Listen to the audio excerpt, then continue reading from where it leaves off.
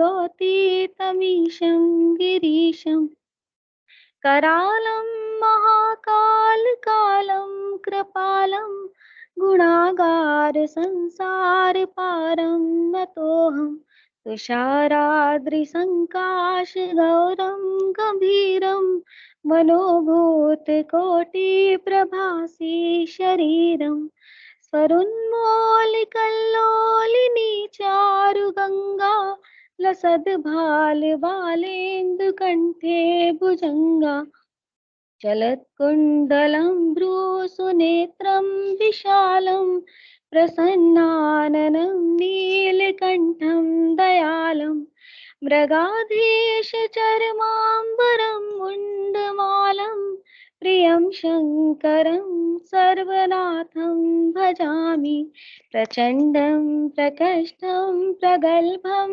परेशम् अखण्डं अजं भानुकोटिप्रकाशं त्रयः शूलनिर्मूलनं शूलपाणिं भजेऽहं भवानीपतिं भावगम्यम् कलातीत कल्याण कल्पान्तकारी सदा सज्जदानंद दाता पुरारी चिदानंद संदोह मोहापहारी प्रसीद प्रसीद प्रभो मन्मथारी नयावद् उमानाथ पादारविन्दम् भजन्ति हलोके परे वानराणां वसात् न तावत् सुखं शान्ति संतापनाशं प्रसीद प्रभो सर्वभूतादिवासं न जानामि योगं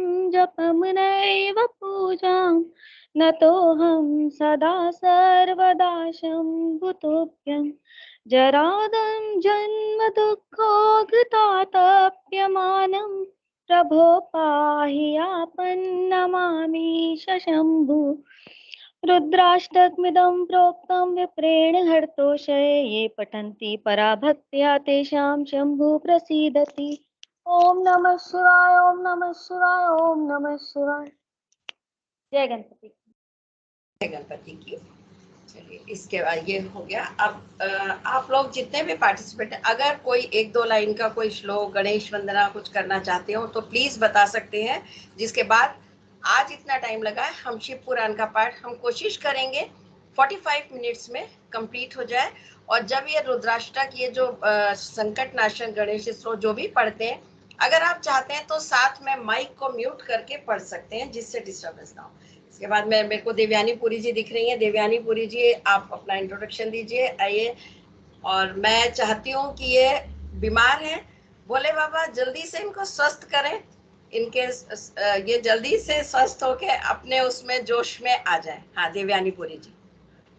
मैं जैसा कि दीदी ने बताया देवयानी पुरी ग्वालियर चैप्टर में फैकल्टी हूँ और वहीं से मैंने विशारद किया है। और बहुत अच्छा एक ये अलका मैम ने शुरू किया है शिव पुराण का जो पाठ है। और नहीं तो अपने आप से कोशिश करते थे, लेकिन जो महत्व सामूहिक पाठ का या सामूहिक प्रार्थना का होता है उसका जो महत्व है वो अलग ही है। अकेले आप कह सकते हैं, आप वैसे ही देख लीजिए, आपको अगर किसी ऑफिस में जाना है, आप किसी ऑफिसर के पास अकेले जाते हैं तो वो कहता है, आपसे एप्लीकेशन लेता है, ठीक है हो जाएगा। लेकिन अगर आप इकट्ठे होके जाते हैं, पूरे गैदर होके जाते हैं, तो उस पे वो एक्शन वाकई में लेते हैं कि नहीं, ये होती है गैदरिंग की इम्पोर्टेंस। तो ऐसे ही भगवान भी जब इकट्ठे होके हम उनको बुलाते हैं तो जल्दी सुनते हैं, ऐसा विश्वास है। तो हम भी भगवान को खुश कर सकें, भोलेनाथ को खुश कर सकें, इसी आशा के साथ पाठ शुरू करते हैं। थैंक यू दीदी। जय गणपति। धर्मेंद्र भारद्वाज जी प्लीज अपना इंट्रोडक्शन दीजिए, आइए। धर्मेंद्र भारद्वाज जी म्यूट है, म्यूट है, म्यूट अनम्यूट करिए, अनम्यूट करिए धर्मेंद्र जी। हाँ जी। जय गणपति जी। सभी गुरुजनों को कोटि कोटि प्रणाम। और मैं धर्मेंद्र कुमार भारद्वाज ग्वालियर से फैकल्टी मेंबर हूँ और मैंने विशारद भी यहीं से करा हुआ है और हस्तरेखा भी सीख रहा हूँ। और हमारे अलका मैम, विद्यानी मैडम और भावना मैडम सभी को और गुरुजनों को कोटि कोटि प्रणाम। धन्यवाद। जय। अब इसके बाद मुझे लग रहा है मैंने शायद सबका इंट्रोडक्शन ले लिया है, क्योंकि फर्स्ट डे था, मुझे ये लग रहा था कि हमारा शिव परिवार जो है पता चले हमको कि कौन कौन हमारे साथ जुड़ रहे हैं। कोशिश करिए रोज जुड़िए और शिव पुराण का पाठ सुनिए। अगर पढ़ने में इंटरेस्टेड है तो पढ़िए। और 2 महीने में हम लोग ये पाठ करेंगे। आप लोग सबके सहयोग से मुझे लगता है कि अपन ये सब अच्छे से पूरा कंप्लीट कर पाएंगे। अब मैं अपने गुरु और प्रमेय श्री आचार्य प्रमेय चतुर्वेदी जी को बुलाती हूँ, वो आए, क्योंकि उनके आशीर्वाद के बिना तो कोई काम हो ही नहीं सकता। तो मैं उनसे अनुरोध करूंगी कि आए और आशीर्वचन से हमें कृतार्थ करें। गुरु जी अगर आप हैं तो आइए।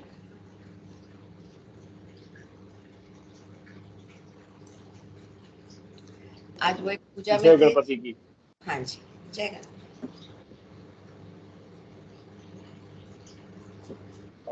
सभी को भगवान भोलेनाथ कृपा करे। और आज जिस प्रकार हम आयोजन की तरफ जा रहे हैं, श्रावण मास, वो भी अधिक मास इतने समय के बाद पड़ा है और 60 दिन का हमारे पास एक अच्छा समय है।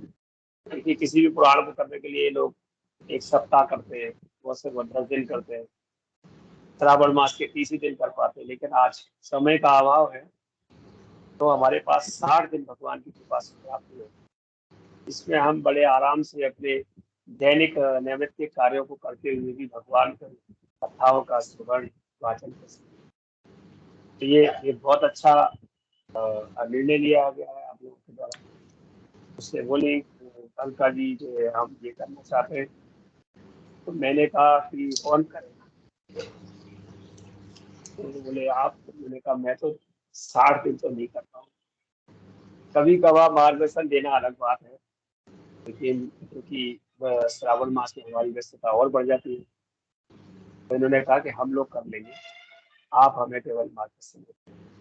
तो भगवान भोलेनाथ से प्रार्थना है कि आपका ये कार्य निर्विघ्न हो।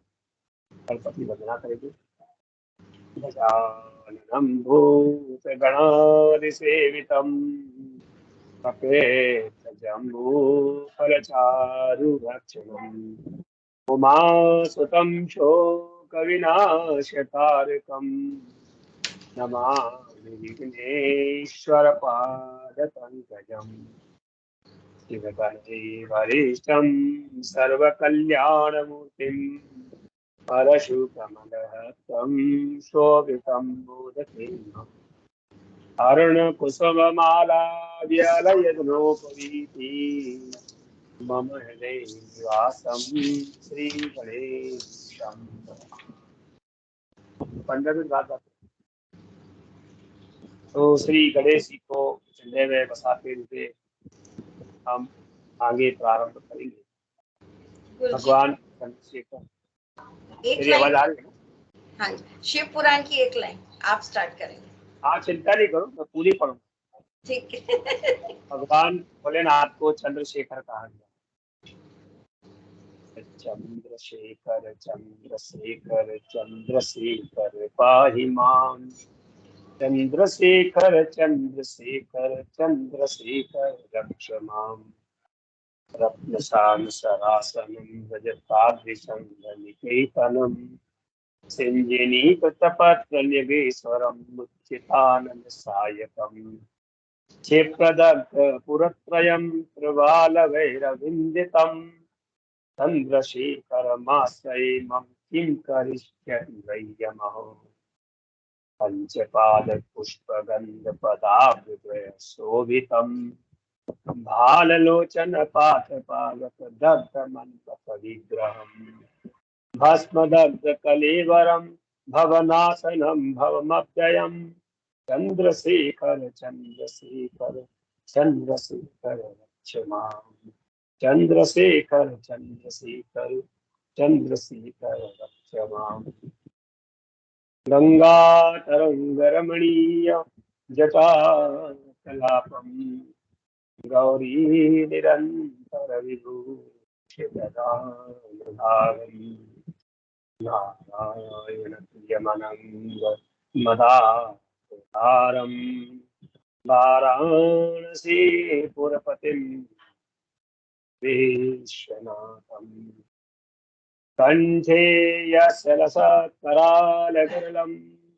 गंगाजलं मस्तके वामाङ्के गिरिराजराजतनया छाया भवानी सती स्कंदगणाधिराज सहिता श्री विश्वनाथ प्रभु काशी मंदिर संस्थितो रखिल गुरो या सदा मंगलम कुर्या सदा मंगलम कुर्या सदा भवानी शंकरौ वंदे श्रद्धा विश्वास रूपिणौ भवानी शंकरौ वंदे श्रद्धा विश्वास रूपिणौ भवानी शंकरौ वंदे श्रद्धा विश्वास रूपिणौ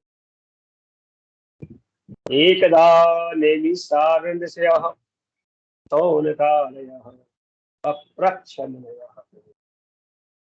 एक समय नैमिषारण्य तीर्थ में 88,000 ऋषि एकत्र। निमिषः अरण्यः, जिस जंगल में किसी भी प्रकार की कोई अन्य ध्वनि नहीं आती है, ऐसा एक विशाल क्षेत्र है नैमिषारण्य। वहां केवल भगवत भजन की ही ध्वनि होती है और वहां पर 88,000 कहो या इससे भी अधिक मात्रा में ऋषि भी एकत्रित होते। पराशर, शौनक आदि जिनकी युगों युगों की आयु हो चुकी है, ऐसे ऋषि वहां पर ज्ञान प्राप्त करने के लिए और ज्ञान गंगा के अंदर गोते लगाने के लिए और सत्संग करने के लिए एकत्रित हुए। आज जो हमारा नैमिषारण्य, ये हमारा जो ऑनलाइन का प्लेटफॉर्म बन गया है, जहाँ पर सभी लोग, बहुत सारे सत्संग के लिए एकत्रित होते हैं। और जिस समय वो एकत्रित होते हैं उस समय अचानक सूत जी महाराज का प्रादुर्भाव होता है। जब जब सूत जी महाराज का प्रादुर्भाव होता है, जो सूत जी महाराज कौन है? व्यास जी के परम प्रिय शिष्य है सूत जी महाराज। और वो सभी प्रकार की ज्ञान को, क्योंकि सारे पुराण किसने लिखे? व्यास जी। व्यास जी के पास परम ज्ञान है और व्यास जी ने अपना जो परम प्रिय शिष्य बनाया वो सूत जी महाराज। सूत जी महाराज कैसे हैं? 16 वर्ष की अवस्था में तेजवान ज्ञानवान, ऐसे हमारे सूत। और वो उस सभा में आते हैं। ऋषि मुनि अपनी वहां पर जो समाधान के लिए प्रश्न रखते हैं और सूत जी महाराज उन प्रश्नों का उत्तर देते हैं। और उन प्रश्नों के उत्तर के पूर्व में सबसे पहले यही कहते हैं कि भवानी शंकरौ वंदे श्रद्धा विश्वास रूपिणौ।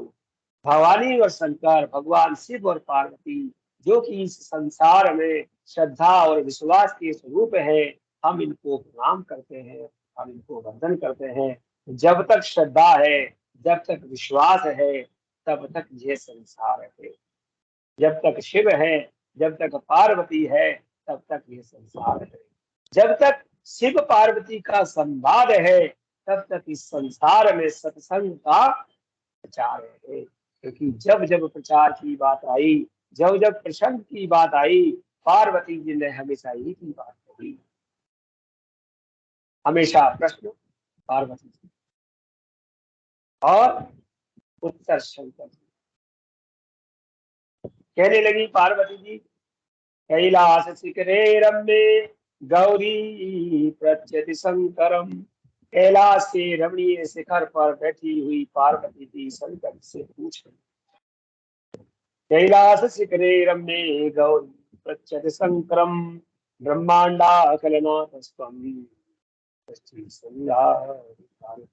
हे सृष्टि के संहार करने वाले भोलेनाथ, आज आप मुझे वह रहस्य बताइए जिसके कारण आप देवादिदेव आदिदेव के पूछे जाते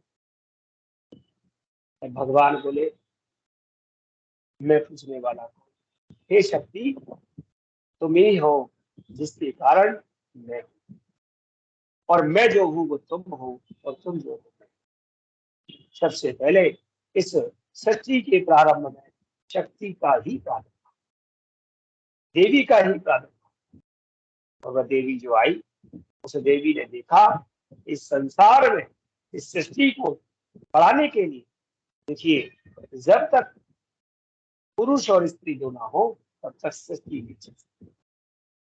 और देवी ने अपने विद्या से, अपनी दिव्य ज्योति से पुरुष को उत्पन्न किया।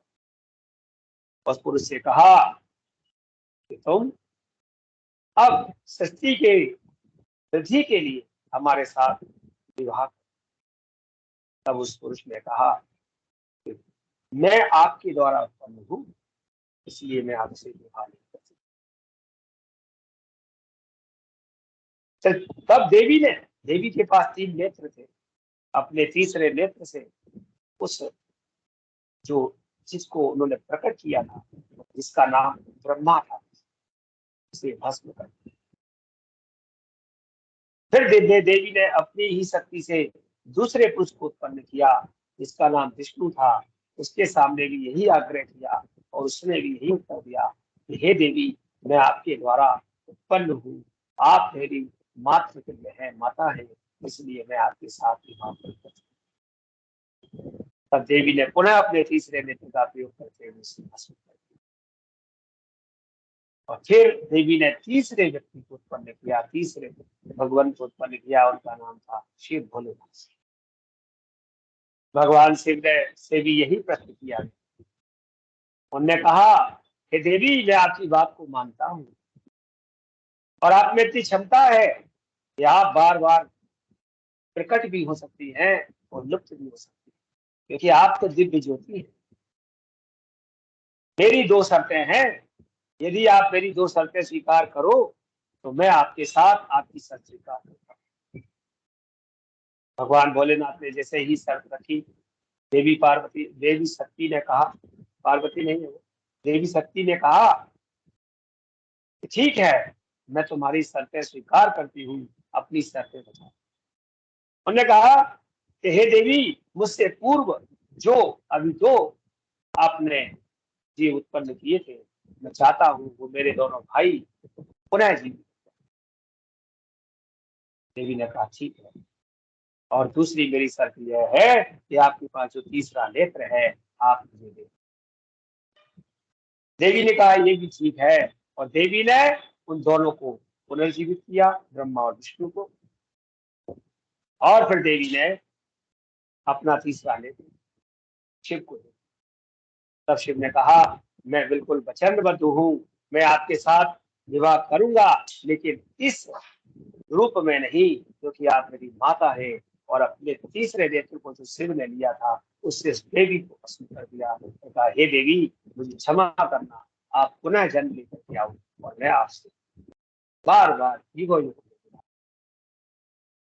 तब देवी कभी सती के रूप में, कभी पार्वती के रूप में, अन्य अन्य रूपों में।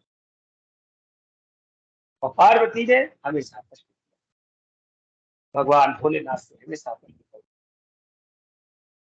बात ये आ गई, एक दिन तो बात ये छिड़ गई, अभी जब आप शिव पुराण पढ़ेंगे उसमें आपको ये बात पढ़ने को मिल जाएगी कि जो तीनों भाई ब्रह्मा विष्णु महेश तीनों उत्पन्न हो गए, तो एक दिन ब्रह्मा जी को कहना, और ब्रह्मा जी कहने लगे, ये सृष्टि मैंने बनाई है, इसलिए यहाँ पर मेरा विधान चलना चाहिए, मैं सब में बड़ा हूँ, क्योंकि मैं पहले उत्पन्न हुआ। विष्णु जी कहते हैं, नहीं, तुम बड़े नहीं, बड़ा तो मैं हूँ, क्योंकि मैं इस सृष्टि का पालन पोषण करता हूँ। भगवान से बोले, क्यों बहस करते हो? कौन बड़ा है कौन छोटा है, इस बात में कुछ नहीं रखा। वैसे तो बड़ा मैं भी हूँ, क्योंकि इस सृष्टि के अंदर जो जीव बने हैं, हे विधाता ब्रह्मा, ये सब तुमने मानते हैं। कितनी सारी योनियां तुमने उत्पन्न की है, और इन योनियों में सबसे ज्यादा खतरनाक एक जीव उत्पन्न किया है, जिसके पास 10 ज्ञानेंद्रियां हैं, 10 कर्मेंद्रियां हैं। कौन सा जीव है? यह जीव कौन सा है जो सबसे ज्यादा खतरनाक है जो इस संसार में है? बताइए, शेर है, सांप है, बिच्छू है? आप में से किसी को मालूम है सर? कौन है? वो सर हम ही हैं, खुद मनुष्य। मानव मानव हाँ, मनुष्य, गुरुजी मनुष्य मानव। बहुत बहुत बहुत। तो भगवान ने कहा कि तुमने जो मानव बनाया हुआ है, इसके पास 5 रस, रूप, गंध, शब्द और स्पर्श, ये 5 चीजें तुमने जो दी हैं, ये जो क्षमता दी है, ये और जीवों के पास नहीं। और जीवों को स्वाद नहीं है, उनको आप सानी लगा के भूसा खिला देते हो, वो खा लेते हैं, बासा भूसा खिला देते हो, वो खा लेते हैं। लेकिन मनुष्य जो है वो रसना के अधीन होकर के न जाने कितने भोगों में अनेक पाप करता है, क्योंकि उसकी रसना को स्वाद चाहिए, उसकी आंखों को अच्छी अच्छी चमकती हुई चीजें चाहिए, क्योंकि उसके नेत्र अच्छी से अच्छी चीजों को देखते हैं। इसके कारण कभी कभी वो कामोत्तेजित हो जाता है। रस, रूप, गंध, मनुष्य को जो गंध है, सुगंध है, एक से एक सुगंधों का उसे वो चाहिए। आपको मालूम होगा कि जाने 45,000 रुपए की एक छोटी सी शीशी आती है, उसकी एक हमारे स्वामी जी है जिनका नाम मैं नहीं बताऊंगा, उस पे उस इत्र की उनकी मालिश होती है प्रतिदिन। इतना ज्यादा गंध में व्यक्ति गंधित हो गया है। और जितना भी जो लोग गुटखा पान खाते हैं, गुटखा, इसमें इस प्रकार के केसेस मिलते हैं। बल्कि जितनी भी खाने पीने की चीजें जो पैक्ड फूड आती है, उनमें वो गंध डाली जाती है, जिससे कि लोग उसके आदी हो जाए। रस, रूप, गंध, शब्द, जो शब्द होते हैं, कभी कभी अच्छे शब्द, कभी कभी बुरे शब्द, शब्दों के द्वारा एक दूसरे को आकर्षित करना, शब्दों के माध्यम से बांधना, ये भी मनुष्य की। और स्पर्श का सुख, ये भी सबसे ज्यादा यदि भगवान ने दिया है, आपने दिया है, तो वो भी मनुष्य को। तो ये 5 जो ज्ञानेंद्रियां दी है, रस, रूप, गंध, शब्द, स्पर्श, इनके कारण इस जीव के अंदर एक छल छलावा उत्पन्न हो जाता है, और वह माया में घिर जाता है।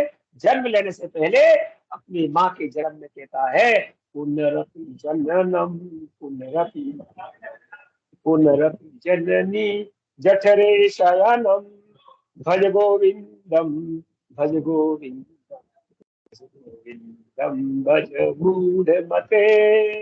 हे परमात्मा, मुझे इस माँ के गर्भ से बाहर करो, मैं आपका भजन करूंगा, भजन करूंगा, भजन करूंगा। क्यों? क्योंकि बोले माँ के गर्भ में जो नरक से भी ज्यादा कष्ट होता है, वह कष्ट मुझे यहाँ प्राप्त होता है। माँ गरम खाती है, गरम लगता है, मिर्ची खाती है, मिर्ची लगती है, बहुत प्रकार। इसलिए माँ को भी कहते हैं कि सब तुम्हें बाहर करो। और तब वो बाहर आने के लिए भगवान गोविंद के भजन की कामना करता है, और गर्भ से बाहर आता है तो कहता है, कहाँ कहाँ मैं कहाँ, भूल जाता है मेरा मेरा। पहले पेट के बल सरकता है, फिर पैरों के बल चलता है। उसकी स्पीड बढ़ाने के लिए 2 पहिए की साइकिल बनाता है। साइकिल भी तेज नहीं चलती तो उसमें एक मोटर लगा के मोटरसाइकिल बनाता है, और मोटरसाइकिल में भी 2 पहिए होते हैं, गिरने का डर है, स्पीड कम है तो 4 पहिए लगा करके कार बनाता है, ट्रक बनाता है, हवाई जहाज बनाता है, रॉकेट बनाता है। ब्रह्मा, उसकी गति का पता ही नहीं चलता कि वो कितना तेज भाग। स्कूल में जाता है तो सबसे पहले मॉनिटर बनता है, फिर अपने नगर का पार्षद बनता है, फिर विधायक बनता है, सांसद बनता है, प्रधानमंत्री बनता है, राष्ट्रपति बनता है। उसके बाद भी कहता है कोई और बड़ी सीट हो, और तब उसके मन में विचार आने लगता है कि सबसे बड़ा पद इस ब्रह्मा का है, तो मैं ब्रह्मा बन जाऊं, अहम ब्रह्मास्मि। जैसे ही वो सोचता है अहम ब्रह्मास्मि, मैं ब्रह्मा बन जाऊं, मैं सुनामी लेके आता हूँ, मैं केदारनाथ में, बद्रीनाथ में प्रलय लेके आता हूँ, मैं अनेक अनेक प्रकार की प्रलय संसार में लेके आता हूँ। जब मुझे उस जीव पर इस बात के अभिमान का ज्ञान हो जाता है, आभास हो जाता है कि ये अपने आप को ब्रह्मा से ऊपर अपने आप को ब्रह्मा मानने लगा। कभी अब ये सोचना छोड़ दिया है कि इदम न ममा, ये मेरा नहीं है, ये तो परमात्मा का ही दिया हुआ स्वरूप है, वही करा रहे हैं। जैसे ही उसमें आ जाता है कि नहीं वो नहीं करा रही तो मैं कर रहा हूँ, मेरी वजह से हो रहा है, जब उसके अंदर मैं का भाव आ जाता है तो मैं उसे धरातल दिखा देता हूँ। ब्रह्मा जी ने बात नहीं मानी, विष्णु जी ने बात नहीं मानी। भोलेनाथ बोले कोई बात नहीं, मैं तो अपने ससुराल में चला।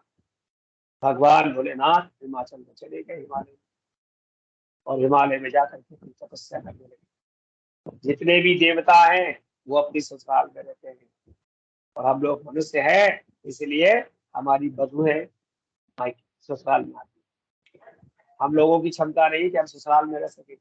ससुराल में रहना है तो कैसे रहना पड़ेगा?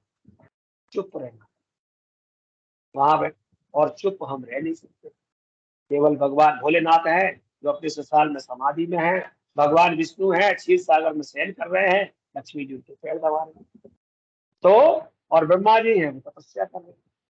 तो हमें वहां शांत करते, भगवान भोलेनाथ में चले गए, विष्णु जी और शंकर जी, विष्णु जी और ब्रह्मा जी के बीच में विचार विमर्श होता रहा, और ये विचार विमर्श होते होते बहुत दिन तक इसका निर्णय नहीं हुआ। तो उनके पास पहुंचे और उनसे पूछा, भगवान आप ही बता दो बड़ा।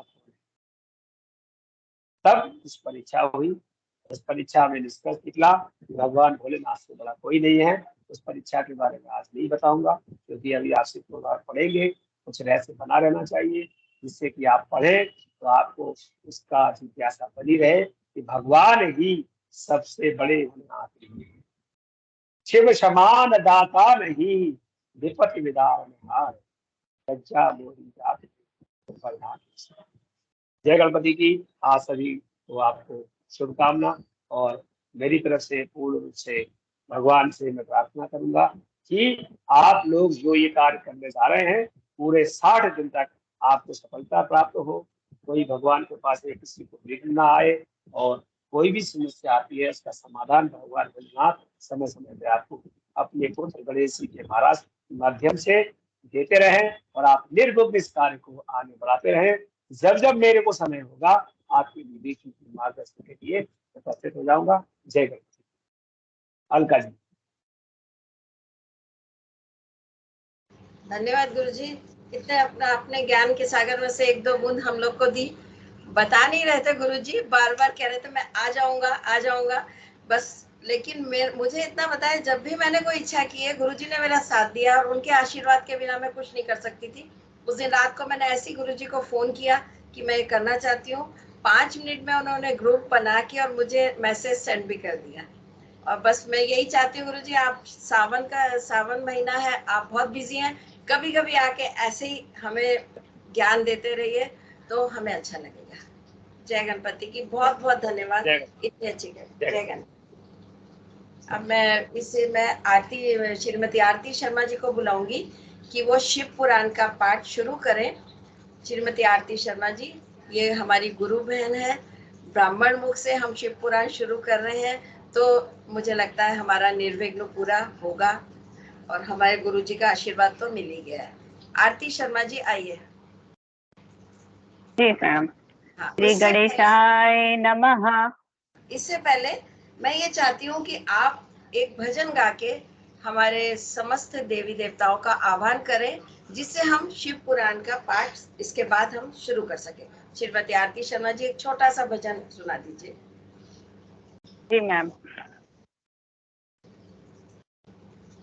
मैं तो सुमिरू गौरी गणेश शारदा तोय सुमिरू, मैं तो सुमिरू गौरी गणेश शारदा तोय सुमिरू। अरे कब कब सुमिरू शारदा और कब कब गौरी गणेश, कब कब सुमिरू शारदा और कब कब गौरी गणेश। कब कब सुमिरू गुरु हमारे, कब कब सुमिरू गुरु हमारे, ब्रह्मा विष्णु महेश शारदा तोय सुमिरू। अरे संजा सुमिरू सारेदा सवेरे गौरी गणेश, संजा सुमिरू सारेदा सवेरे गौरी गणेश। हरदम सिमरो गुरु हमारे, हरदम सिमरो गुरु हमारे, ब्रह्मा विष्णु महेश शारदा तोय सुमिरू, मैं तो सुमिरू गौरी गणेश शारदा तोय सुमिरू। अरे क्या चढ़ाऊं शारदा और क्या गौरी गणेश, क्या चढ़ाऊं शारदा और क्या गौरी गणेश। क्या चढ़ाऊं गुरु हमारे, क्या चढ़ाऊं गुरु हमारे, ब्रह्मा विष्णु महेश शारदा तोय सुमिरू। बतासे चढ़ाऊं शारदा और लड्डू गौरी गणेश, बतासे चढ़ाऊं शारदा और लड्डू गौरी गणेश। फूल चढ़ाऊं गुरु हमारे, मेवा चढ़ाऊं गुरु हमारे, ब्रह्मा विष्णु महेश शारदा तोय सुमिरू, मैं तो सुमिरू गौरी गणेश शारदा तोय सुमिरू। क्या वर देंगी शारदा और क्या वर गौरी गणेश, क्या वर देंगी शारदा और क्या वर गौरी गणेश। क्या वर देंगे गुरु हमारे, क्या वर देंगे गुरु हमारे, ब्रह्मा विष्णु महेश शारदा तोय सुमिरू। अरे शक्ति देंगी शारदा और बुद्धि गौरी गणेश, शक्ति देंगी शारदा और बुद्धि गौरी गणेश। ज्ञान बढ़ावे गुरु हमारे, ज्ञान बढ़ावे गुरु हमारे, ब्रह्मा विष्णु महेश शारदा तोय सुमिरू, मैं तो सुमिरू गौरी गणेश शारदा तोय सुमिरू। जय गणपति के नाम से।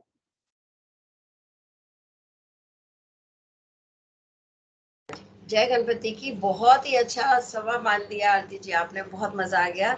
अब मैं आपसे अनुरोध करूंगी कि शिव पुराण का पाठ स्टार्ट कीजिए। इसमें इस भजन में सभी देवी देवताओं का आह्वान हो जाता है और इसमें गौरी माता, गणेश जी और सपरिवार सभी ब्रह्मा विष्णु महेश का आह्वान है। इसलिए ये मंत्र ये सॉरी भजन बहुत ही अच्छा है, इसलिए मेरे को लगा कि यही ठीक है। बहुत ही अच्छा लगा, बहुत अच्छा लगा, मजा आ गया। और अब आप और मैं सबसे अनुरोध करूंगी जो भी यहाँ पे हैं मौजूद हैं, अगर किसी को कोई भजन कुछ बोलना चाहते हैं तो प्लीज मुझे फोन करके बता दीजिए, तो हम उनके लिए समय रख लेंगे। ठीक है, तो आरती जी शुरू करिए, स्टार्ट करिए शिव पुराण का पाठ।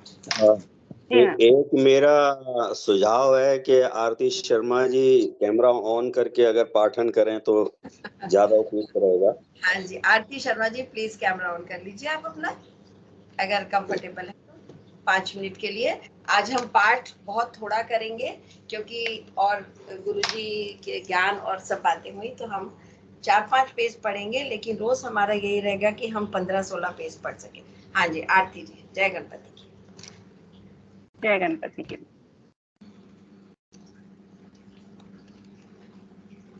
श्री गणेशाय नमः। ओम नमः शिवाय। श्री शिवाय नमस्तुभं। भावादिमग्नं दीनं समुद्रं पर्वाणं वात कर्मज्ञः गृहीतांगं दासोऽस्म्यहं तव शंकरः। शौनक जी के साधन विषयक प्रश्न करने पर श्री सूत जी ने उन्हें शिव पुराण की उत्कृष्ट महिमा को सुनाया है। श्री शौनक जी ने पूछा, महाज्ञानी सूत जी, आप संपूर्ण सिद्धांतों के ज्ञाता हैं। प्रभु, मुझसे पुराणों की कथाओं के सारस्वत का विशेष रूप से वर्णन कीजिए। ज्ञान और वैराग्य सहित भक्ति से प्राप्त होने वाले विवेक की वृद्धि कैसे होती है, तथा साधु पुरुष किस प्रकार अपने काम, क्रोध आदि मानसिक विकारों का निवारण करते हैं। इस घोर कलिकाल में जीव प्राय आसन स्वभाव के हो गए हैं। इस जीव समुदाय को शुद्ध देवीय संपत्ति से युक्त बनाने के लिए सर्वश्रेष्ठ उपाय क्या है? आप इस समय मुझे ऐसा कोई शाश्वत साधन बताइए जो कल्याणकारी वस्तुओं में भी सबसे उत्कृष्ट और परम मंगलकारी हो तथा पवित्र करने वाले उपायों में भी सर्वोत्तम पवित्र कारक उपाय हो। साथ वह साधन ऐसा हो जिसके अनुष्ठान से शीघ्र ही अंतःकरण की विशेष शुद्धि हो जाए तथा उसमें निर्मल चित्त वाले पुरुष को सदा के लिए शिव की प्राप्ति हो जाए। श्री सूत जी ने कहा, मुनि श्रेष्ठ शौनक, तुम धन्य हो क्योंकि तुम्हारे हृदय में पुराण कथा सुनने का विशेष प्रेम और लालसा है। इसलिए मैं शुद्ध बुद्धि से विचार कर तुमसे परम उत्तम शास्त्र का वर्णन करता हूँ। हे वत्स, तुम संपूर्ण शास्त्रों के सिद्धांत से संपन्न, भक्ति आदि को बढ़ाने वाला तथा भगवान शिव को संतुष्ट करने वाला, कानों के लिए रसायन अमृत स्वरूप तथा दिव्य है, तुम उसे श्रवण करो। मुने, वह परम उत्तम शास्त्र है शिव पुराण, जिसका पूर्व काल में भगवान शिव ने ही प्रवचन किया था।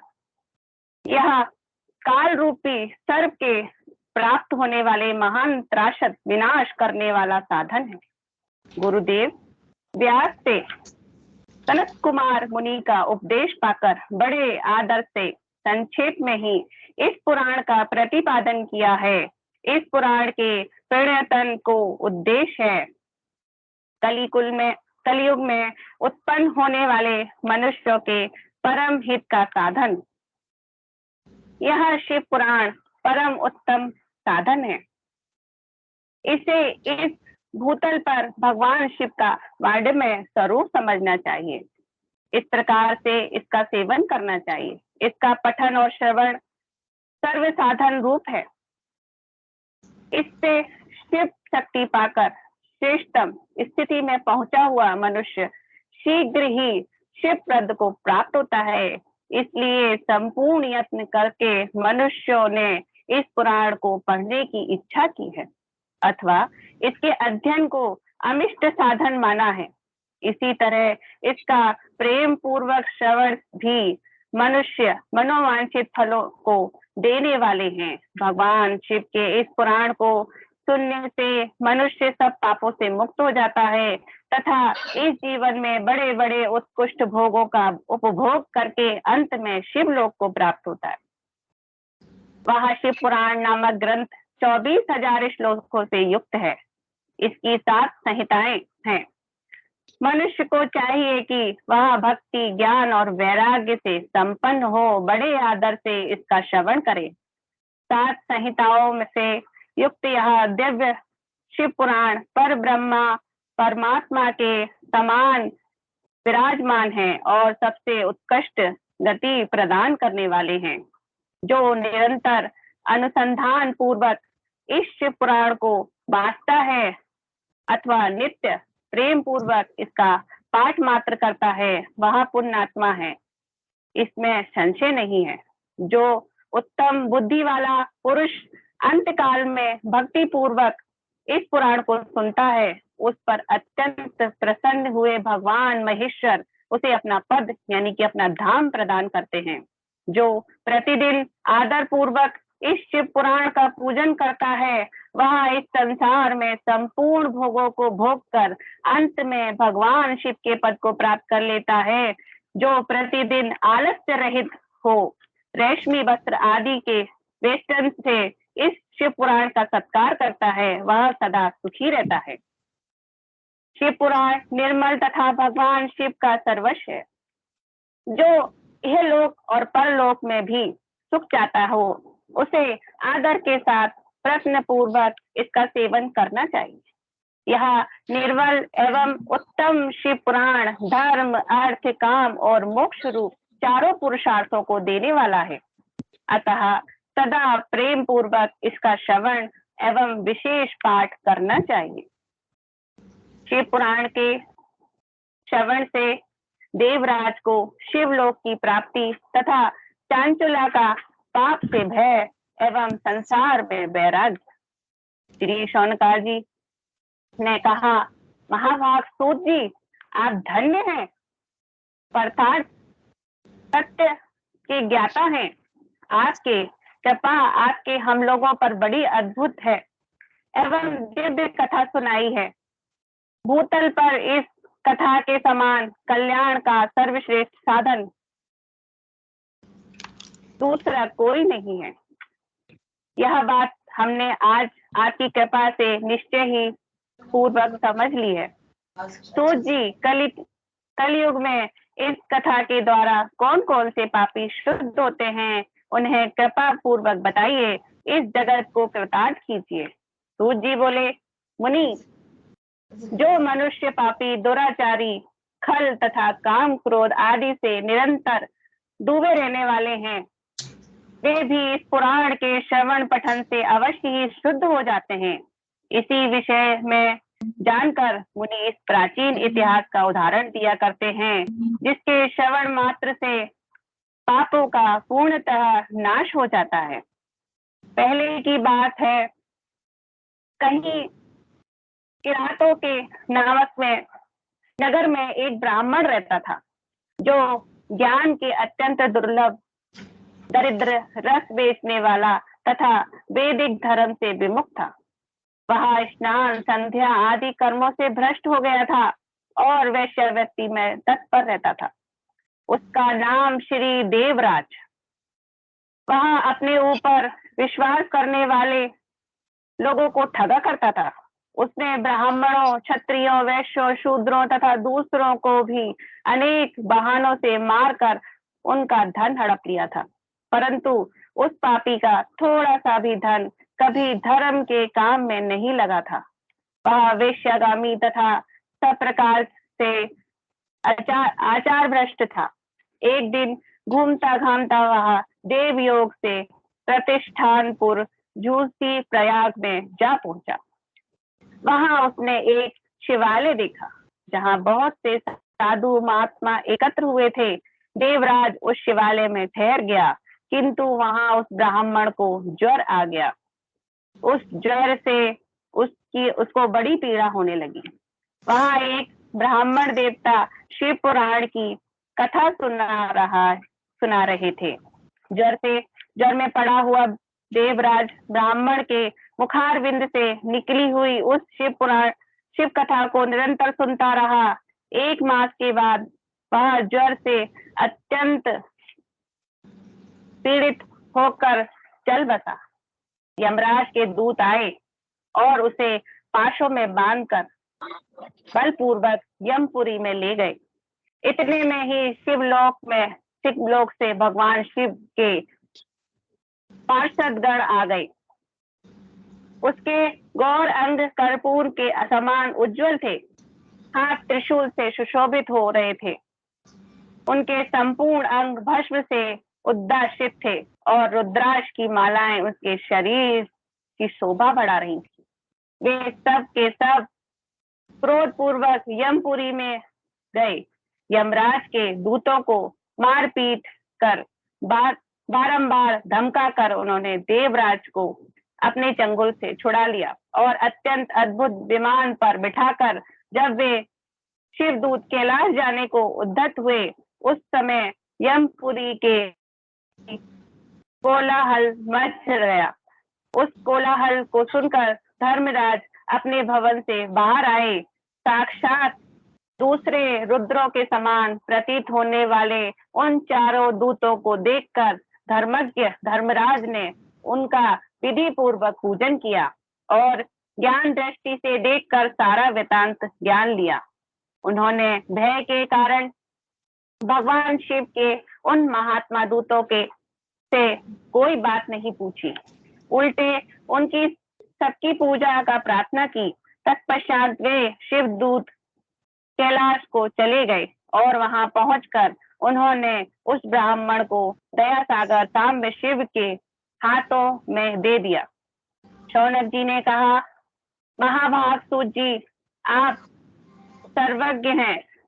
महामते, आपकी कृपा प्रसाद से मैं बारंबार कृतार्थ हूँ। इस इतिहास को सुनकर मेरा मन अत्यंत आनंद में निमग्न हो गया रहा है।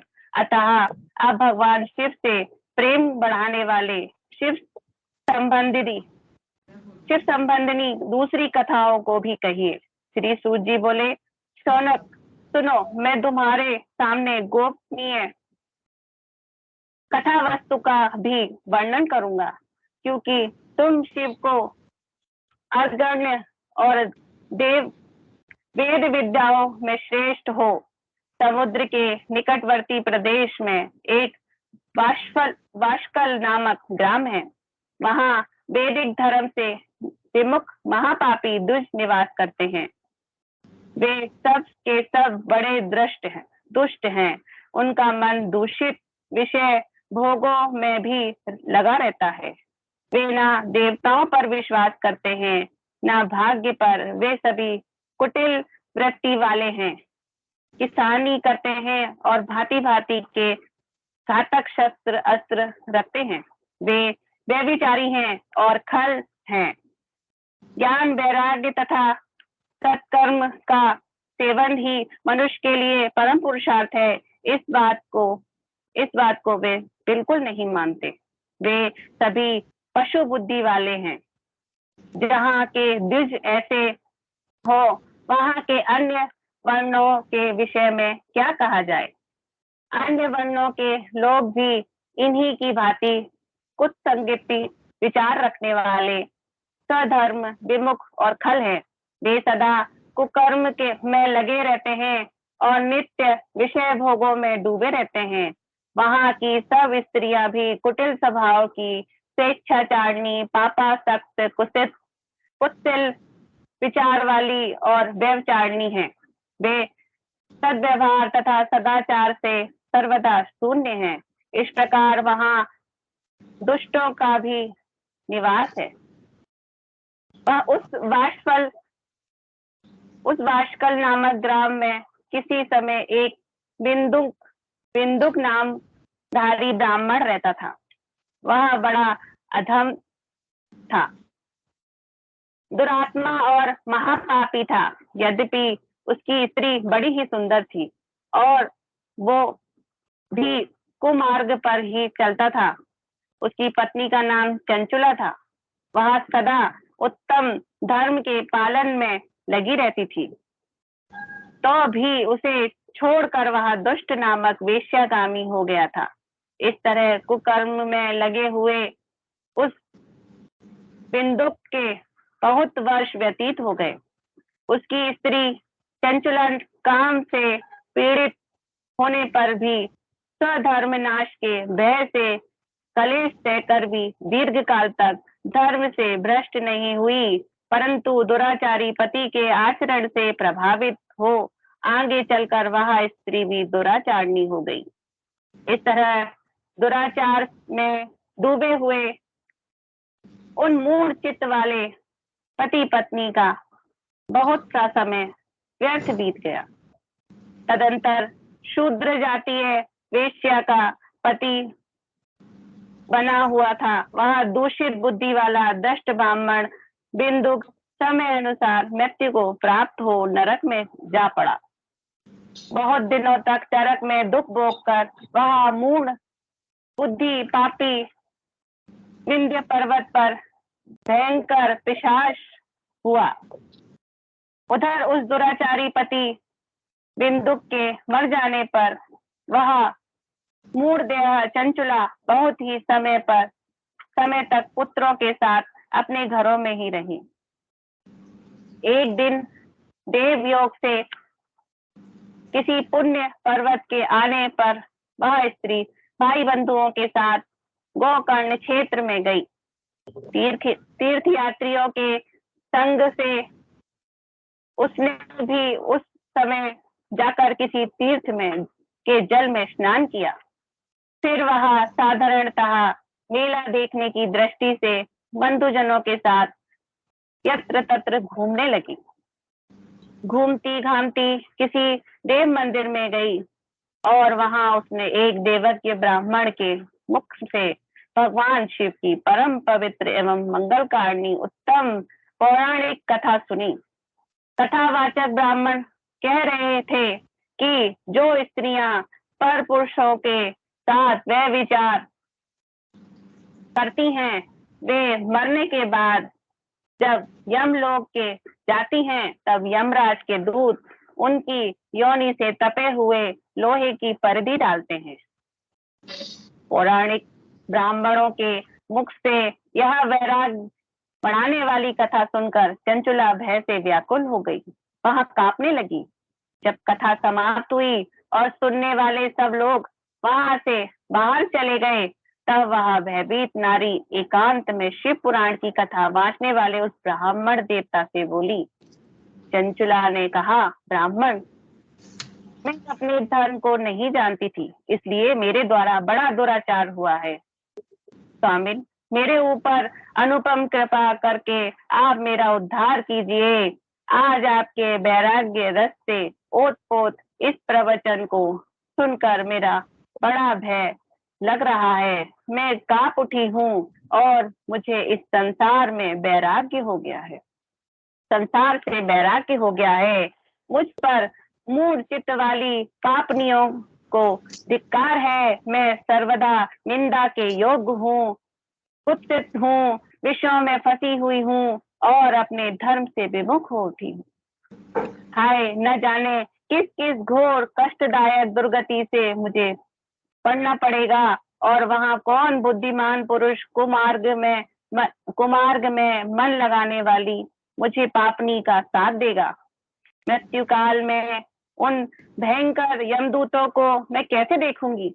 जब मैं बलपूर्वक मेरे गले में फंदे डालकर मुझे बांधेंगे, तब मैं कैसे धीरज धारण कर सकूंगी? नरक में जब मेरे शरीर के टुकड़े टुकड़े किए जाएंगे, उस समय विशेष दुख देने वाली उस महायातना को मैं वहां कैसे सहूंगी? हाय, मैं मारी गई, मैं जल गई, मेरा हृदय विदीर्ण हो गया और मैं सब प्रकार से नष्ट हो गई, क्योंकि मैं हर तरह से पाप में डूबी हुई हूँ। ब्राह्मण, आप ही मेरे गुरु, आप ही माता और आप ही पिता हैं। आपकी शरण में आई हुई मुझ दीन अबला का आप ही उद्धार कीजिए। सूत जी कहते हैं, शौनक, इस प्रकार खेद और वैराग्य से युक्त हुई चंचुला ब्राह्मण देवता के दोनों चरणों में गिर पड़ी। तब उस बुद्धिमान ब्राह्मण ने कृपा पूर्वक उसे उठाया और इस प्रकार कहा, ओम नमः शिवाय। ओम नमः शिवाय। ओम नमः शिवाय। आरती जी, आप कह रही थी मैं एक अध्याय पढ़ूंगी, मजा आया, आपने 2 अध्याय पढ़ दिए ना, बहुत अच्छा लगा, बहुत ही अच्छा लगा, आपने बहुत ही अच्छा पढ़ा शिवपुराण, धन्यवाद। चलिए, अब मैं श्रीमती रुचि भाटिया से कहूंगी थोड़ा सा ओम नमः शिवाय का हम जाप कर लें, जिससे एक एनर्जी आ जाए, और उसके बाद आज का शिव पुराण पाठ हम यहीं विराम देंगे। कल हम सब 11 बजे मिलेंगे फिर से। मैं चाहूंगी आप लोग सुनिए, ज्यादा से ज्यादा संख्या में जुड़िए और पूरा 2 महीने का हम शिव पुराण पाठ पूरा करें। हाँ, श्रीमती रुचि भाटिया अब सबको ओम नमः शिवाय का जाप करवाएंगी। आप लोग अपने माइक म्यूट करके सब लोग उनके साथ करिए, ताली बजाते हुए बहुत आनंद से। श्रीमती रुचि भाटिया आइए।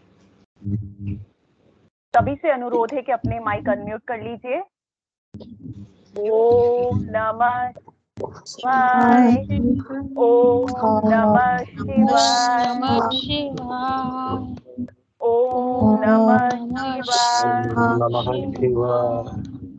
ओम नमः शिवाय। ओम नमः शिवाय। ओम नमः शिवाय। ओम नमः शिवाय।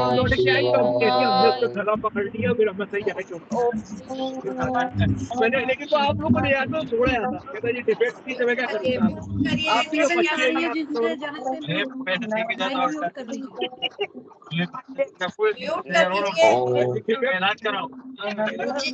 सब लोग अपना माइक म्यूट कर लीजिए प्लीज। लड़कियां भी ऐसी माइक म्यूट करिए, किसी क्या से टीवी की आवाज आ रही है। रुचि जी फास्ट करवाइए, ओम नमः शिवाय, ओम नमः शिवाय, हरे हरे ओम नमः नमः शिवाय, ओम शिवाय ओम नमः शिवाय हर हर भोले नमः शिवाय ओम नमः शिवाय हर हर भोले हर नमः हर भोले नमः शिवाय ओम नमः शिवाय नमः शिवाय हरे हरे भोले नमः शिवाय ओम नमः शिवाय शिव गंगाधराय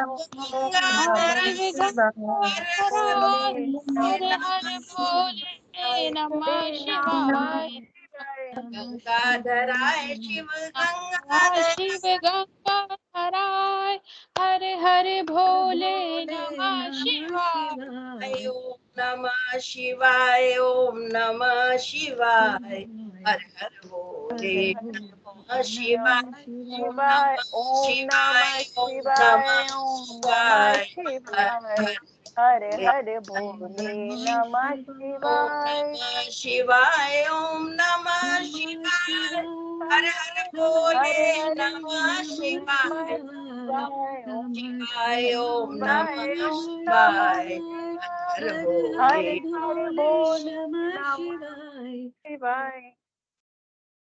ओम नमः शिवाय, ओम नमः शिवाय, हर हर भोले नमः शिवाय। नमः शिवाय ओम नमः शिवाय हर हर हरे भोले हरे नमः भोले शिवाय। नमः शिवाय ओम नमः शिवाय ओम नमः प्रसाद का शिवाय। भोग लगा रही हूँ भोले बाबा को। सब लोग मानसिक रूप से देखिए कि मैं भोग लगा रही हूँ और आप सबको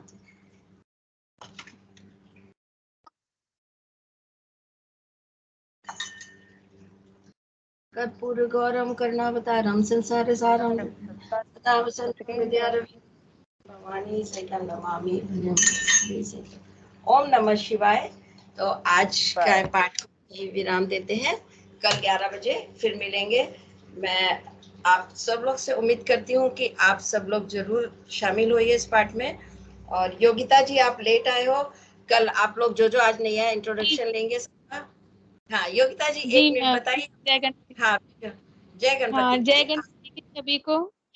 मैं ज्योतिष विशारद और पोस्ट विशारद दोनों आईकास से कंप्लीट कर चुकी हूँ। मैं काफी समय से गुरुजी से जुड़ी हुई हूँ। ग्वालियर चैप्टर से ही मैंने अपनी सारी ज्योतिष की शिक्षा प्राप्त की है। और मैम और गुरुजी मिले हैं तब से जीवन में बड़ा ही पॉजिटिव, बहुत आनंदित, जीवन की एकदम दिशा बदल जाना, ऐसा ये परिवार है और ऐसा अनुभव है मेरा इस परिवार से जुड़ने के बाद। तो मेरे लिए तो ये बहुत ही अच्छा मौका है कि मैंने तो कभी शिव पुराण सुनी भी नहीं है और कभी पढ़ी भी नहीं है। तो ये मेरे लिए पहली बार ऐसा कुछ है। तो मुझे बहुत ज्यादा अच्छा है कि चलो मैम ने शुरू किया तो इस बहाने कुछ ना कुछ अच्छा सीखने के लिए मिलेगा। हाँ जी अब ये मैं देख पा रही हूँ कुसुम लता जी, रजनी जी, ऋचा जी और भावना शुक्ला जी आप सब लोग हैं। कल आप लोग का आज आप तो 1-1 मिनट में बोल सकते हैं, 1-1 2-2 सेकंड में। तो अपना क्योंकि सबको खाना बनाना है। भावना शुक्ला जी 1 मिनट में अपना वीडियो ऑडियो ऑन करके प्लीज अपना इंट्रोडक्शन दीजिए। भावना जी जल्दी।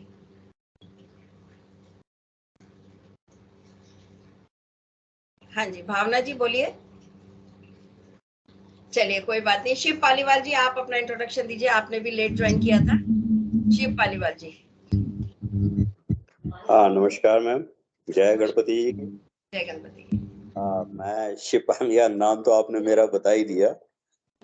और मैं आईकास चैप्टर 1 दिल्ली से जुड़ा हुआ हूँ और इसी प्लेटफॉर्म के माध्यम से मंगा आप लोगों से मेरा परिचय हुआ। और ये परिचय एक बहुत ही आनंददायक और खास तौर से गुरुजी ने जो पिछले क्लासेस जब शुरू की थी तो वहीं से परिचय शुरू हुआ था। और इसी प्लेटफॉर्म के माध्यम से मैं पुनः गुरुजी से प्रार्थना करूंगा कि वही क्रम अगर फिर से शुरू कर दें तो हम लोगों का बहुत ही आर भी कह सकते हैं, ज्ञानार्जन भी कह सकते हैं। तो मैं तो आपके इसी माध्यम से फिर से गुरुजी से प्रार्थना करता हूँ कि वो फिर से शुरू कर दें, तो कुछ हमें ज्ञान मिलेगा। जी, ठीक है, हम गुरुजी से अनुरोध करेंगे कि गुरुजी फिर से संस्कृत की क्लासेस शुरू करें। जो हमारा सनातन है उसके लिए हम उनसे जो ज्ञान पाते हैं सनातन से संबंधित, एक अद्भुत है अपने आप। धन्यवाद। मैं कोशिश करेंगे कि गुरुजी बिजी बहुत हो गए हैं। सावन में तो उनके रुद्राभिषेक चलते रहते हैं, तो सावन के इतना टाइम बाद निकाल लेते हैं अपन जैसे लोग के पहले लिए। उन्होंने किया था शुरू संडे या जो भी है उसी तरह से कहने पे आ जाते हैं, जब भी अपन उनको बुलाते हैं वो आ जाते हैं। यही उनका बहुत हमारे लिए वो है, और सौभाग्य हमारा कि वो आ जाते हैं। कुसुम लता जी, आप अपना इंट्रोडक्शन दीजिए। कुसुम लता जी रोहिणी चैप्टर से हैं शायद, और हमारे ग्वालियर चैप्टर की भी हैं। कुसुम लता जी प्लीज जल्दी से। नहीं, अच्छा चलिए, कुसुम लता जी प्लीज अपना इंट्रोडक्शन दे दीजिए अगर हैं आप तो। रजनी जी आप बताइए।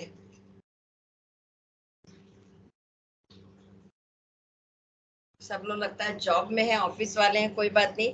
ऋचा जी आप बताएंगे?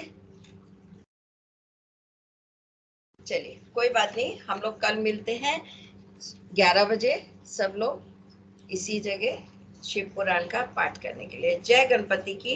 ओम नमः शिवाय। जय गणपति की मैम। ओम नमः शिवाय।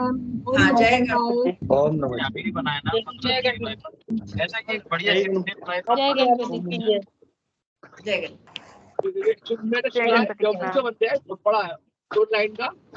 मैम आपकी आनंद कीजिए।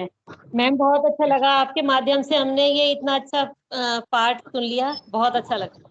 Thank you ma'am.